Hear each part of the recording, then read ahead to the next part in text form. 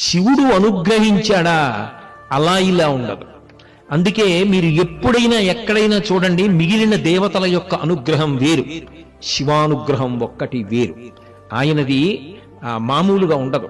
ఉపమన్యువు ఒకప్పుడు ఆవు పాలడిగాడు తల్లిని, తండ్రి లేడు. ఎక్కడి నుంచి తెస్తుంది?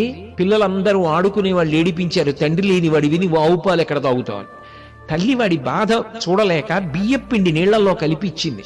వాడు పాలు అనుకుని తాగేసి మూతికి బియ్యపు పిండి అంటుకుంటే పరిగెత్తుకుంటూ ఆడుకుంటున్న పిల్లల దగ్గరికి వెళ్ళి మా అమ్మ ఆవు పాలు ఇచ్చింది తాగానన్నాడు. వాళ్ళ పిండి రవ్వలు పెదవుల మీద చూసి, నీ ముఖం, నీకు తండ్రి లేడు, ఆవు పాలు ఎక్కడివి? మీ అమ్మ వరిపిండి నీళ్లలో కలిపిచ్చింది, అదిగో నీ మూతి మీద బియ్యపు పిండి ఉందన్నారు. వాడు తిన్నగా వెళ్ళి ఏడిచాడు తల్లి దగ్గర. ఏమ్మా, నాకు తండ్రి లేడా?